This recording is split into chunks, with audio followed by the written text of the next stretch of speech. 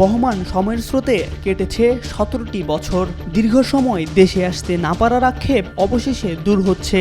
17 বছর পর দেশে আসছেন বিএনপির ভারপ্রাপ্ত চেয়ারম্যান তারেক রহমানের স্ত্রী ও বিএনপির চেয়ারপারসন ও সাবেক প্রধানমন্ত্রী বেগম খালেদা জিয়ার পুত্রবধূ ডাক্তার জোবাইদা রহমান।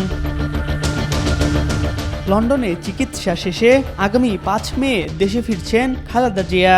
তার সফরসঙ্গী হিসেবে ফিরছেন দলের ভারপ্রাপ্ত চেয়ারম্যান তারেক রহমানের স্ত্রী ডাক্তার জোবাইদা রহমানও। দীর্ঘ প্রায় 17 বছর পর তিনি বাংলাদেশে ফিরছেন, আর তার ফেরার সময় নিরাপত্তা নিয়ে শঙ্কিত বিএনপি।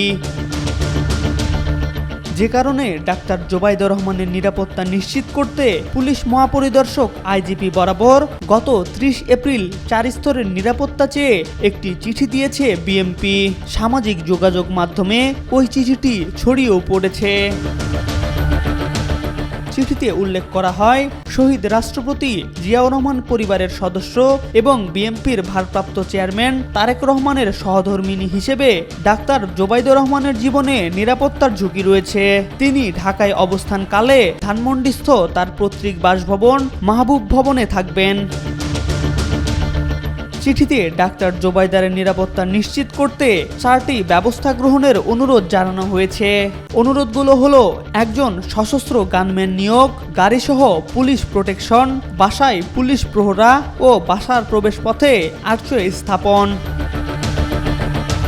চিঠিটি প্রেরণ করেন বিএনপি চেয়ারপারসনের একান্ত সচিব ও সাবেক সচিব এবিএম আব্দুস সাত্তার।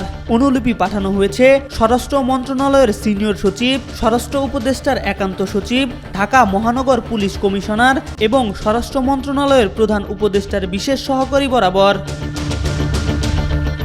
তবে বিএনপি কেন তার নিরাপত্তা নিয়ে শঙ্কিত কিংবা কেউ কোনো হুমকি প্রদান করেছে কিনা এসব বিস্তারিত জানা যায়নি।